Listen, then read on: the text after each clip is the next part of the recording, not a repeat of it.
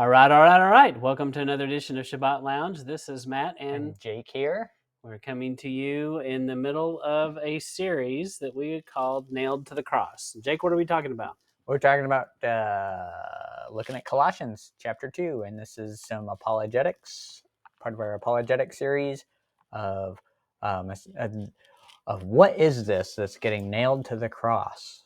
And this is the third and final part of this series. If you missed the introduction or part 1 or 2, we encourage you to go back and listen to those things, and we might fill in some gaps. But if you're just joining us, we appreciate that you're here, and we hope that you've read through Colossians. But and in this, the point of everything is we aren't claiming to be the experts of all of this, but we're just normal people like you, and we've done a little reading on it and thinking about it, and we just want to share our thoughts with you and hope that it's beneficial to you. And if you find it beneficial, what should they do, Jake? Then comment or give us a like or subscribe or just share it. That's right. Yeah, we appreciate that. So we'll dive right into looking at part 3 of Colossians, Nailed to the Cross. So here we go with part 3. Judgment. Okay, so if you remember, this is kind of where we ended up on part 2. So we just figured we'd give a little... Just a refresher. A little primer. Mm-hmm. Do you say primer or primer? Or don't you use that vernacular? Not prime the well, Jake. Exactly. Okay. So many will use Colossians 2:16, which says, "Let no man judge you in meat or drink, or in respect of a holy day, or of the new moon, or of the Sabbath days." They'll use that to say, see, we aren't to judge a man for the Sabbaths he keeps. And now we're going to go into something to kind of show you how that's not really what it's saying. All right, so as we go on, he's talking about how it is up to the believers to make judgment on each other in these matters, and that no wicked person may remain in the assembly, but those outside the assemblies we do not judge. So yes, that brings up some interesting points about even scriptures like where Yeshua says, if your brother has wronged you, before you make your offering, go to that person and make your peace. Right. There is a formula for dealing with sin in the body.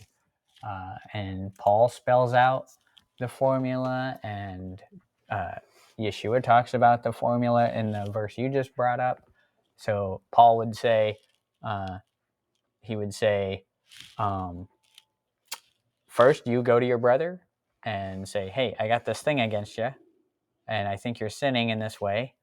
And then if that person does not take to the confronting, then you take a brother with you, and you both go to him. And then if that doesn't work, you go to the whole assembly comes together. And then if that doesn't work, shunning. Right? So bring back the shun. Isn't it interesting how many organizations and people and jokes have been made about that, where people kind of practice a lot of these things in real life, where they talk about, a coworker or a family member that you have to confront because of something they're doing wrong, maybe a drug addiction or alcohol abuse. And, you assemble everybody together and go, look, because they've already tried by themselves, and now they come together as a group and go, hey, this is not good. Right. And we're trying to help you here. Right. And it's it's just amazing how that biblical principle went everywhere, and worldly people don't acknowledge that that's where it came from. Right. Yeah. But it's a good practice. And then so the point of the shunning, it may sound harsh, but the shunning is actually loving. It's loving that person. It's loving the assembly. It's like spanking a child. At the moment, if you witness a child being spanked and no context for this, you do go, oh, wow, that's terrible. Why is he being so rough? Kid is getting flogged. Right. But you didn't see the willful defiance maybe that the child had just participated in. And so, yeah. Which leads us to our main point. We need more fathers, people. That's right. Be a father. That's right. The main point. Is that the main point? Well, we better move on here. Okay. So how do we know this? 1 Corinthians 5:12 through 13. Jake, what does it say? For what have I to do to judge them also that are without? Do not you judge them that are within, but them that are without Elohim judges. Therefore, put away from among yourselves that wicked person. So Paul's saying, you guys realize that you judge within each other, within the assembly, you're judging each other, which is great. But the person outside, don't worry about them, because Yahweh will judge them. Okay. It's not you to figure out, and that's a good scripture to point out in today's world. Right. And don't judge me, man.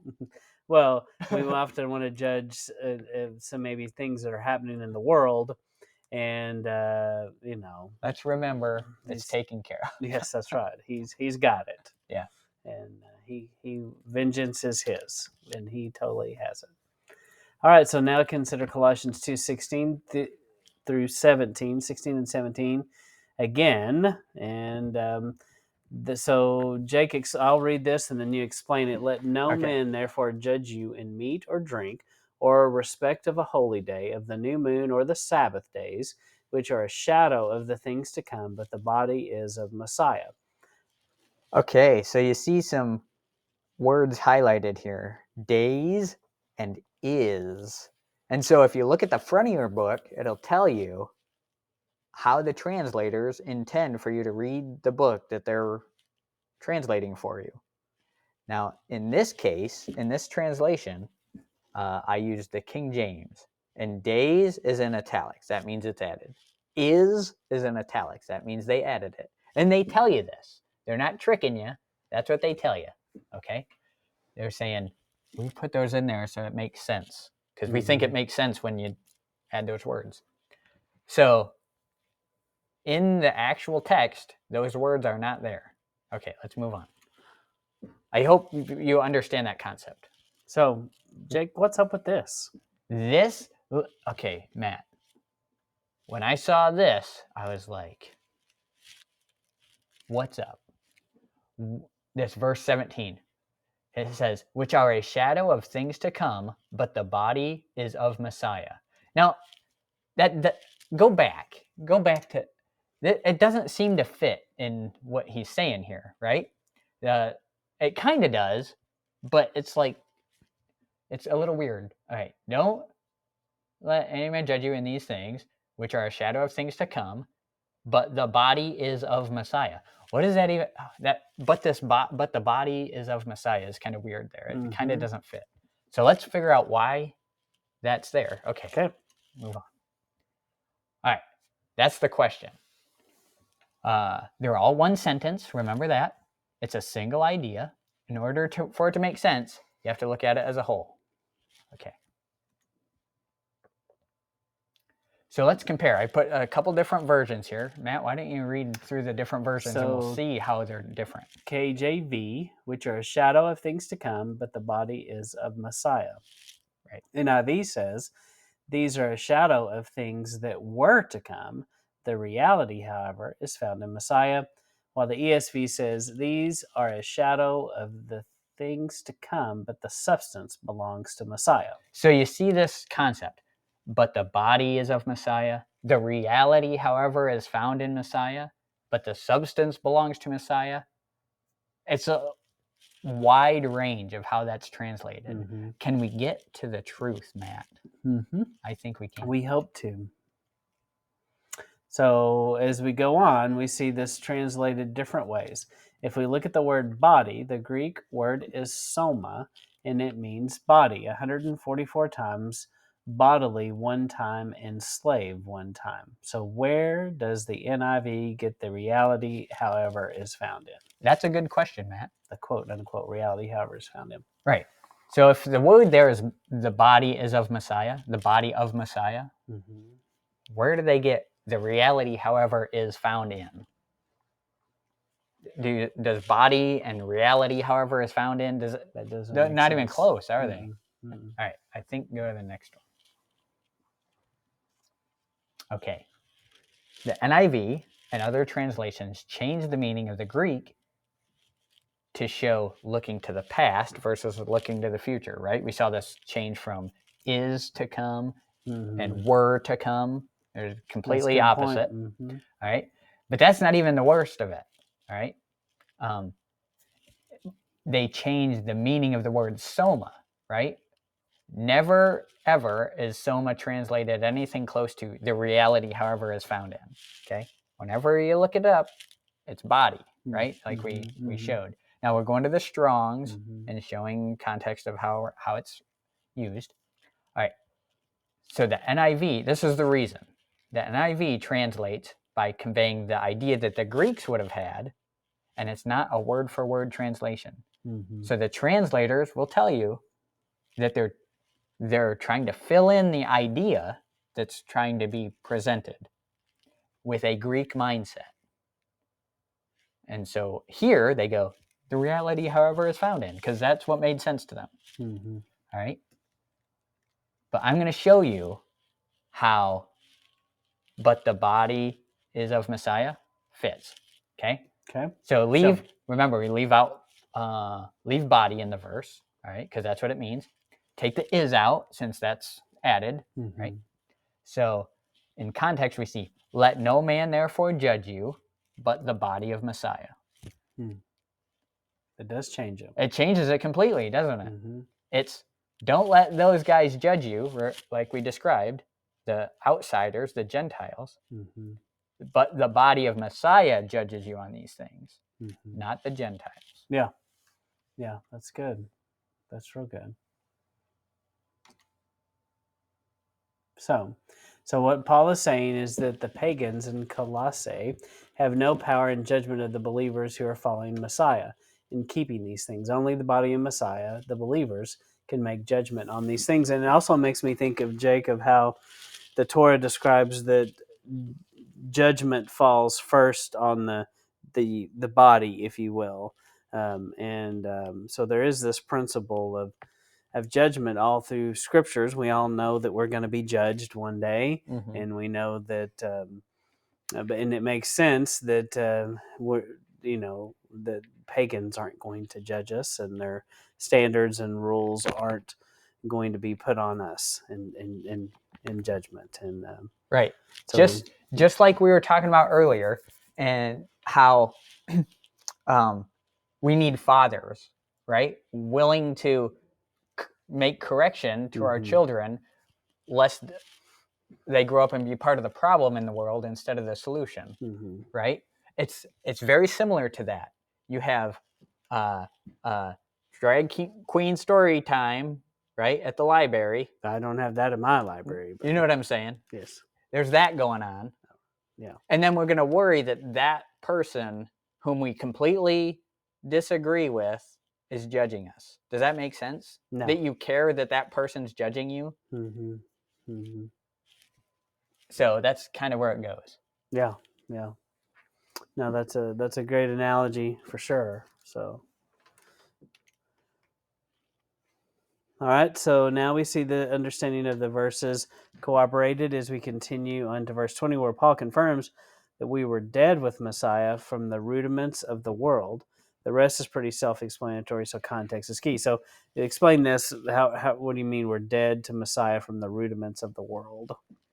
You're dead with Messiah to the rudiments of the world. Remember, Earth, wind, and fire. If you watch our intro, you'll see this rudiments basically is idols. Right. The elements. Right. So since we're dead to that, then it has no hold over us. It's that principalities and powers that was also nailed to the cross. Yeah, it did say that. And then verse 20 through 22, he's asking why they're subjecting themselves to these ordinances, and what he was talking about earlier, these dogmas, after the commandments and doctrines of men, and we know Yahweh's commandments are of heavenly nature and not of men. Right.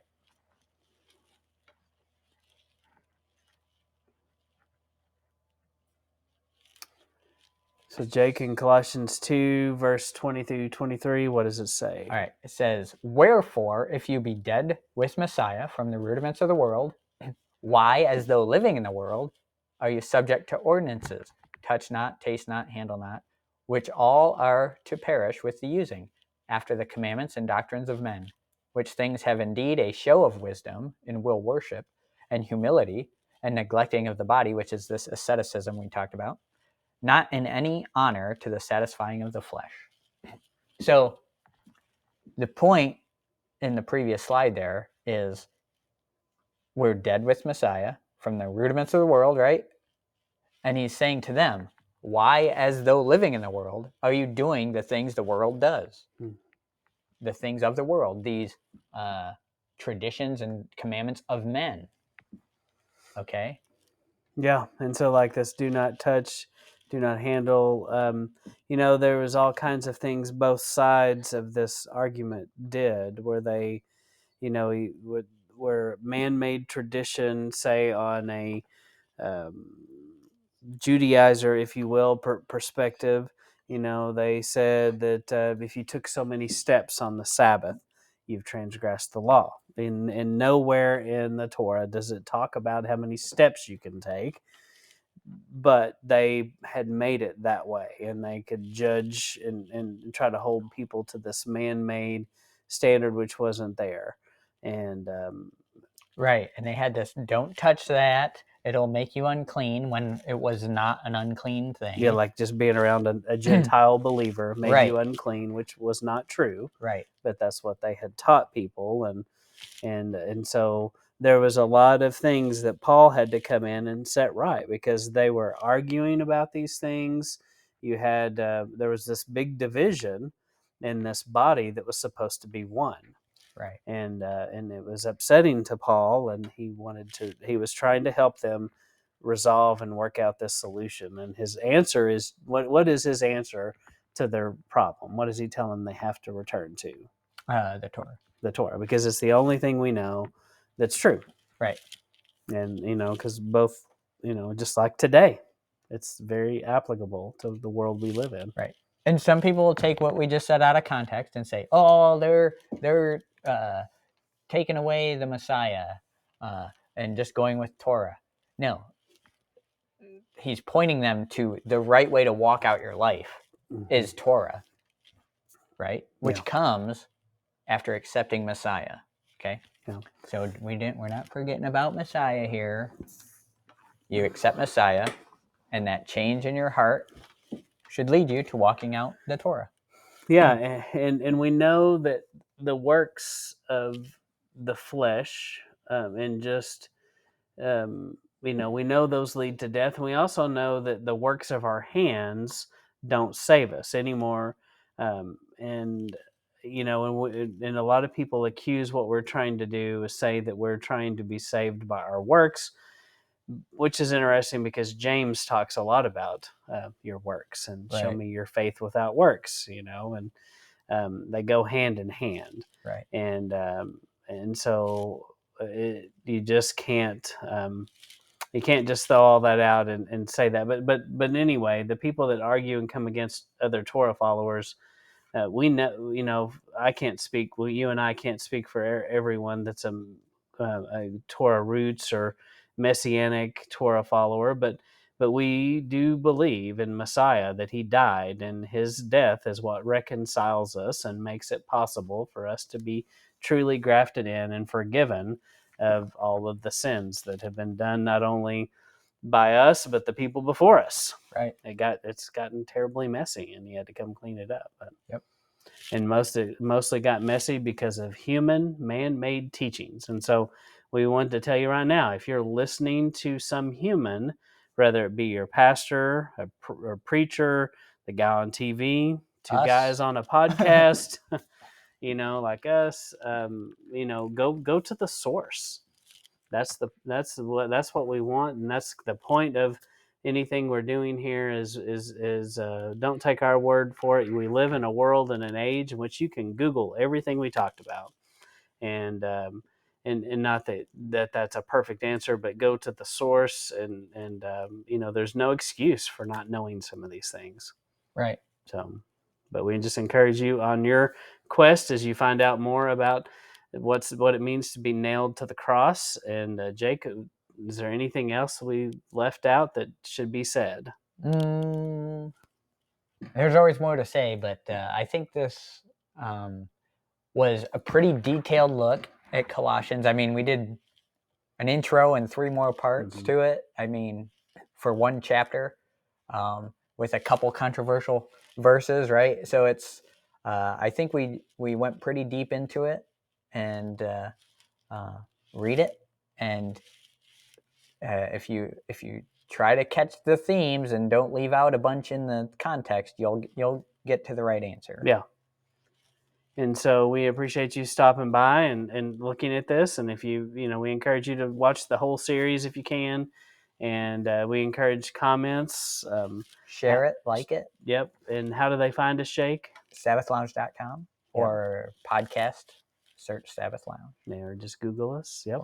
On the YouTube. Yep. And look for more content to come. We continue to put out Torah portions, and we will continue to find interesting topics, and we want to do interesting interviews with other people that and widen your horizon of some other people doing some similar things as well. So, but we do appreciate anybody that can leave us a horn or some kind of emoji in our comments. We appreciate that. And this is Matt and Jake signing off.